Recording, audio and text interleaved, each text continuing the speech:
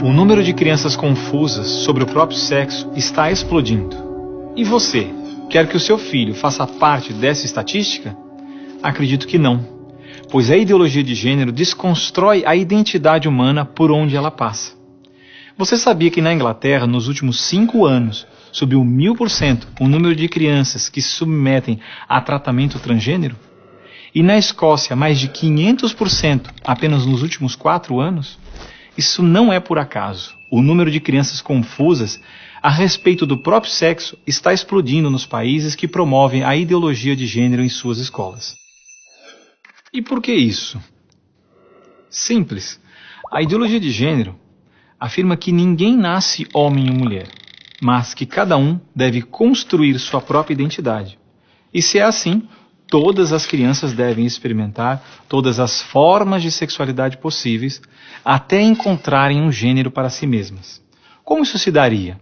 Através de materiais didáticos e uma nova pedagogia voltada para a desconstrução sexual. Sim, ideias têm consequências, e as consequências da ideologia de gênero promovem exatamente esta confusão, fazendo nossas crianças duvidarem de si mesmas na sala de aula, ambiente onde os pais estão cada vez mais ausentes e onde as crianças estão em fase de natural imaturidade e questionamento. O que muitos escondem é que existe uma verdadeira indústria do gênero por trás de toda essa confusão e que está organizada para destruir nossas famílias. Com certeza você já ouviu na televisão alguém dizer que a família é uma instituição antiquada, que os tempos mudaram e que precisamos abrir a cabeça.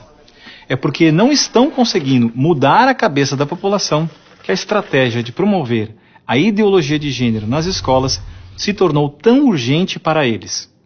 Foi por isso que em 2014, quando o Congresso votou a proposta de Plano Nacional de Educação, deputados e senadores retiraram todas as referências à ideologia de gênero do seu texto, respeitando assim a vontade expressa do povo brasileiro que rejeita essa ideologia. Em 2015, quando chegou a hora de se votar os planos estaduais e municipais de educação, o MEC, atropelando a decisão do Congresso, tentou impor silenciosamente o gênero aos estados e municípios. Depois que o gênero já havia sido rejeitado pelo Congresso, por meio da segunda Conferência Nacional de Educação, o CONAE 2014, o MEC produziu um documento que depois seria transmitido a todos os estados e municípios, definindo a questão do gênero como diretriz educativa, e ainda por cima, como se tivesse sido aprovado pelos deputados e senadores. A trapaça se encontra em inúmeras páginas do documento. Vamos dar apenas alguns exemplos.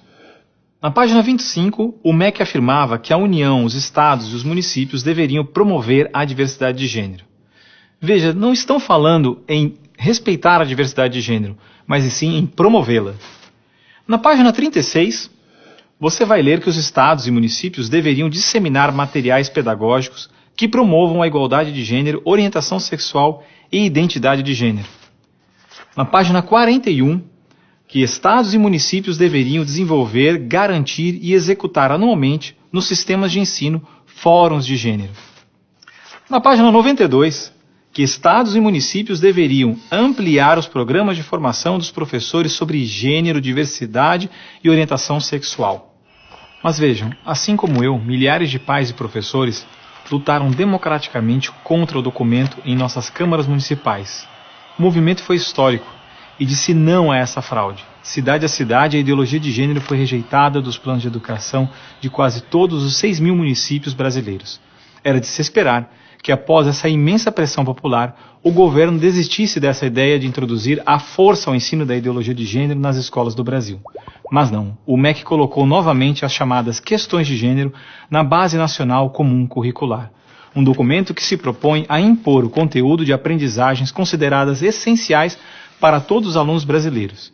Se for aprovada, a base deverá ser implementada por todas as escolas do Brasil, não só na rede pública, mas também na rede privada. Na prática, o documento propõe os seguintes absurdos nas nossas escolas. Na página 159, está escrito que o professor de artes deve desenvolver as aulas discutindo experiências corporais, pessoais e coletivas, de modo a problematizar questões de gênero e corpo. Na página 165, se volta a dizer que o professor de artes deve refletir sobre as experiências pessoais e coletivas desenvolvidas em aula ou vivenciadas em outros contextos, de modo a problematizar questões de gênero, corpo e sexualidade. Na página 305, se estabelece que na área de ciências humanas, a diversidade de gênero deve ganhar especial destaque. E não para por aí. Na página 351, se estabelece que o professor de História coloca em destaque as temáticas voltadas para as questões de gênero.